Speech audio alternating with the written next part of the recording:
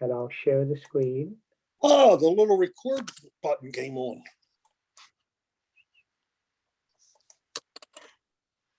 If you guys can see the share screen, I'm ready to go. Yep. All right, ladies and gentlemen, I'm going to call this meeting to order of the Mayor and Board of Commissioners for March 9th. Can I get the roll call, please? Yes. Commissioner Braun, Yeah. Commissioner Pearson, Here. Commissioner Warnick. Here. Let the record show you do have a quorum. Mayor, All right, Mayor, just for clarification, to remind the audience that Commissioner Braun is in my office, so she doesn't have a window up on the screen. She's in my office with me. All right, thank you. Can I have I'm going to do, instead of a prayer, a moment of silence. Last week, we did a memorial on Friday for those lost to COVID-19. The number is actually now 121 Cecil County citizens have lost their lives to COVID-19. If we could have a moment of silence in their honor.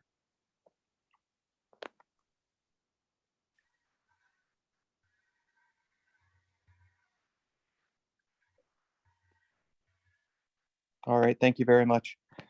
Public presentations. I think we're all familiar with the Zoom process, town administrator, so let's move right into business meeting items. The consideration of ordinance 2021-01, which is the fire sprinklers ordinance.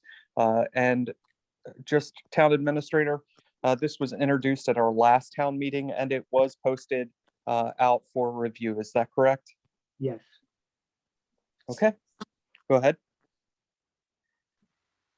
So I guess what I'll do is just read the summary at the top. Ordinance number 2021-01, an ordinance of the town of Rising Sun, Cecil County, Maryland, amending and adding language to Chapter 5 titled Building and Housing Regulations and Chapter 6 titled Fire Regulations of the Code of Ordinances of the town of Rising Sun for the purpose of addressing the safety of our community's first responders regarding the installation of fire sprinklers in 1- and 2-family dwellings undergoing significant renovations or additions, and manufactured homes and mobile homes, and to repeal any and all other ordinances and parts of ordinances in conflict therewith. As a basic summary of it, basically what this is doing is it's going to require mobile homes or manufactured homes that are typically regulated by HUD guidelines to be required to put fire sprinklers in those, the same as any other 1- and 2-family dwelling. Under the state of Maryland's fire prevention code, fire sprinklers are required in 1- and 2-family dwellings, but there's basically a silent point on mobile and manufactured homes because they're regulated by HUD. And by state law and federal law, the local municipality is permitted in this case to require fire sprinklers. So we will be requiring fire sprinklers in mobile or manufactured homes, just like in 1- and 2-family dwellings. The second item is to basically address the dangers of existing construction as it relates to balloon construction or other things that were permitted, let's say 50, 60 years ago when the home was originally built. Those homes are grandfathered in theory. However, what a local municipality is allowed to do, and several counties in the state of Maryland have done this as well, is that if you renovate a home, if you renovate 50% of the existing floor area of a home, or greater than 50%, let me correct myself, then you have to install fire sprinklers. So what that basically means is if somebody has a 2,000 square foot home and they renovate 1,001 foot of it, which means taking the walls off, running new electricity in one area, or it's what would be considered a major renovation. The idea is that a majority of the home is open and accessible to be able to install the fire sprinklers in them. This becomes very important for the safety of our firefighters, just like mobile homes, which can be very dangerous to our firefighters when they go to fight fires in mobile homes. Renovated homes can be the same way. Balloon construction is one of the biggest dangers facing the fire service in older homes. And essentially what balloon construction means is that there is a common open area that runs from the basement all the way to the attic area of the house.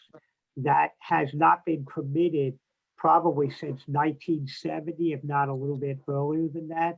However, there are still older houses that have that balloon construction. And so that means if a fire department or firefighters went into the first floor thinking that they had a kitchen fire, within a short amount of time, and we're talking within seconds, they can have fire within all of the walls, underneath them and over top of them. And a lot of firefighters get injured. And in fact, a lot of the deaths that occur in fire departments are because of defective codes or older, outdated houses that catch on fire. So this is an effort to improve that condition for firefighters. Commissioner Pearson, if I left anything out in my summary that you wanted to add? No, that covered it. The balloon construction probably hasn't been around maybe from the 40s. Prior to that is when balloon construction, so people understand what would happen. They would build the exterior of the house and then build the floors. Typically today, one floor, you would build a joist system, put a floor down, then build another the walls on that, put a joist system in, put a floor system in, build it up so that you had separation of flooring. With balloon construction, you do not have that. It's the older homes that we have, especially in the center of town. This is probably going to be the most predominant type of building construction, which was quite acceptable at the time. But times have changed and building has changed, and it's time for us to make sure that our code, if we're going to have any major renovations, comes up to the present code, and fire sprinklers will save your property and lives. That's it. Thank you, Town Administrator and Commissioner Pearson. Again, this ordinance has sat since our last meeting and was posted on our website. Commissioner Pearson, would you like to make the motion for this ordinance? Yes, I would like to make a motion that we approve. I can't see the exact, I think it's 2021. 2021-01. 2021-01. Second. It's been moved and seconded. Is there any further discussion regarding this ordinance? Hearing none, all in favor? Aye. Aye. Motion passes. Thank you. Town Administrator? All right, moving forward into citizens' input. If anyone would like to speak this evening, please do so.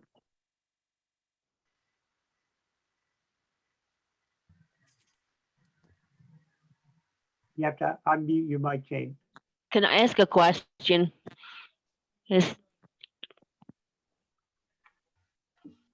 Okay, are you hearing me? Yes, All right. Nobody reacted. So, okay. So my question is with the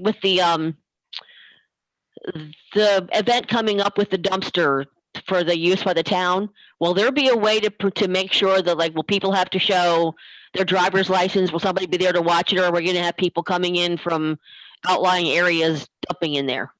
Yes, we will have public works staff on scene, and they will be checking the ID to make sure that they are town residents. Okay. All right. Second question then, in the same vein, is there a way to obtain a larger recycling bin from this company? I know I had done it years ago, but I moved and I need another one. And I'm wondering, and a lot of my neighbors are wanting the same thing, can we get a larger can? Well, are you, Is that still available? Mayor, I can take that if you'd like. Go ahead. Are you, right now, are you using a tote or just a little handheld? A little rolly thing that I bought at Western Auto or somewhere, but it's fills up very quickly. Yeah, I think the trash can is a 96-gallon trash can and the recycling can is 68-gallon or something. If you need a bigger one, you could just call in to Judy tomorrow and we can get a work order Oh, and have one. okay, awesome. That I will do then. Yeah. Judy, Thank am I you. correct with that? Were you talking to me, Calvin? Yes, it was. Is that the way you want the process to handle? She could just give you a call. That is the process. If they call in and they need them replaced, then we do a work order and get them what they need. Okay. Awesome. Thank you. Thanks, Jane. Would anyone else like to speak this evening? All right, moving into staff reports. Chief? I have no report today. All right, town administrator? The only thing I would like to bring up is, we posted about it a couple weeks ago about how frustrating and difficult the winter season is with snow and snow removal and trash cans. I would just like to remind the residents that once your trash is collected, it would be very neighborly if we could get those trash cans off the sidewalk and back to the original storage location.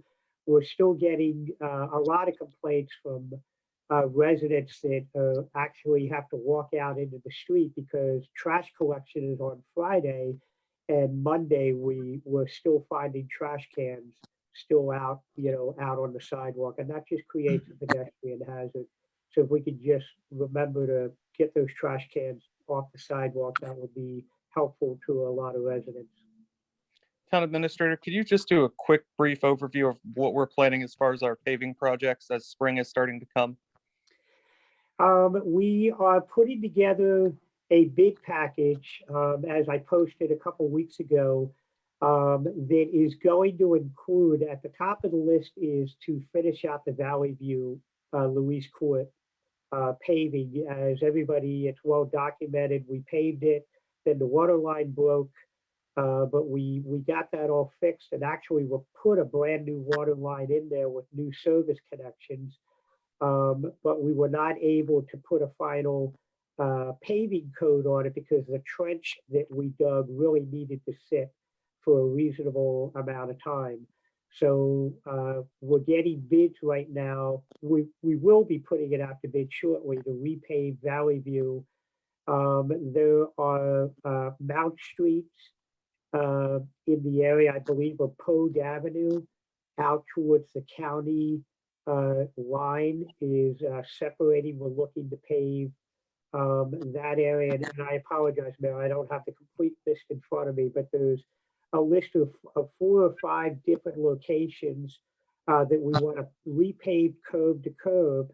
But then our Public Works Department, led by Grant Coates, we put together a list of areas such as Kepler's, Mill Court, and some other places that have some wear and tear and some potholes that don't need a complete repaving, but we're going to get in there and do some patchwork to try to preserve them. So we need to figure out what the cost is going to be so that we can put it in the upcoming budget in July. But we'd like to get it allocated and be ready to start the paving actually before July is what we're hoping to do. I believe Pearl Street from the middle school Yeah, to that's Timber Hill, good. other one. Yeah, Pearl Street down by the middle school. That's another area where the pavement is just sort of lifting up off the base and floating down the road when it rains. So, and as you're speaking, it's coming back to me, Mason Run in the Summer Hill development is another one that, and look, we all know we're always going to have problems with Mason Run because that clearly was not installed properly when it was put in. So I believe the paving on that is probably only about 8 or 9 years. And typically, you should be able to get 10 to 15 years out of a road. And This is long overdue. We're probably gonna have to resign ourselves to having to repave it because the cost of digging it up completely is just astronomical to redo When- it all over again. When we did it originally, the echo that came back was that we were literally right on Earth. Yeah. They started to dig it up. We found out there was no real sub base underneath the asphalt. It was down to just pure earth. So we're going to live with that for a long time. Yes. All right, thank you, Town Administrator. Did Judy have a town financial update, or we good? We're good. I'll present the next meeting. Okay, sounds good, Judy. Thank you. All right, moving into the mayor's report. I did want to say I was honored to be invited to celebrate Read Across America Week last week. I read to the Rising Sun Elementary School students through Zoom. It was great to see so many of their faces, and I can't wait to be able to see them in person instead of online. We did announce recently as a town that we're going to be doing our spring dumpster day event. We'll also be doing one in the fall. That's going to be on Saturday, April 17th from 8 a.m. to noon. There is a flyer that is posted on social media as well as our website, and you can check out information there. It will be at our public works facility yard, and there'll be a large dumpster there for bulk items to be thrown away for free. This is to help alleviate the inconvenience. As you know, when we signed our recent trash contract, unfortunately, the trash hauler had to raise the cost of bulk pickup. So to alleviate that inconvenience, we all decided to do a free spring and fall dumpster day for the residents of the town of Rising Sun.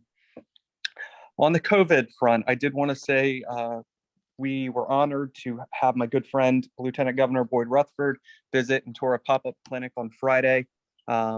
The Cecil County Health Department and Department of Emergency Services vaccinated over 300 people with their second dose of the coronavirus vaccine. Rural communities like Rising Sun that are offering these clinics are definitely vital in the push to inoculate the citizens of Maryland. And it was a little bit different for the Lieutenant Governor to see a rural clinic compared to a mass vaccination site where many of these folks knew the people that were signing them in or in fact giving them the vaccine. They see them at church or they see them in our local grocery store, Martin's, but they have a more personable relationship with these people when we go through the vaccine inoculation. I also wanted to thank the Board of Commissioners. The Board of Commissioners joined me in a moment of silence, and we lit Town Hall amber to memorialize and honor those that have lost their lives throughout the state of Maryland, but especially here in Cecil County to the COVID-19 pandemic. We laid a wreath in front of Town Hall. If it wouldn't have been for high winds, we had planned to light 120 candles to represent those 120 citizens that have lost their lives in Cecil County. But it was a beautiful tribute. The governor ended up sharing a photo of our town board being there and laying that memorial. So moving into, I also wanted to say on a personal note, a huge thank you to our board. I recently underwent a minor heart procedure. I'm doing 100% fine, but each one of them reached out to me and that certainly meant a lot. Town staff, the chief, our town administrator, just to make sure that I was okay. So that truly meant a lot that all of you took the time to send me a message. Moving forward into commissioners' comments. Commissioner Braun.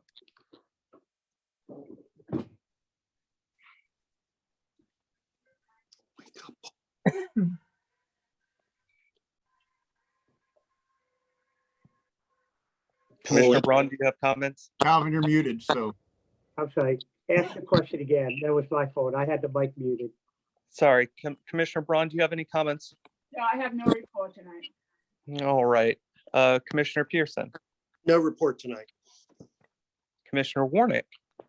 The main reason I reached out to you was, we wanted to see if we should stop measuring for the new curtains in your office, but No, I'm just kidding. We're glad you're fine. Well, I was super happy that you guys all reached out to me. It definitely made me feel 100% better. I know Commissioner Pearson's undergone his own heart procedure, so it was great to have someone to be able to talk to and say, hey, it's going to be fine.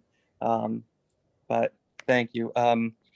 Dave, did you want to mention the fact that, you know, the Rising Sun Chamber is still working on Sunfest and going to be making some announcement at sometime soon? Yeah, actually, and hey, Vince, I see you're one.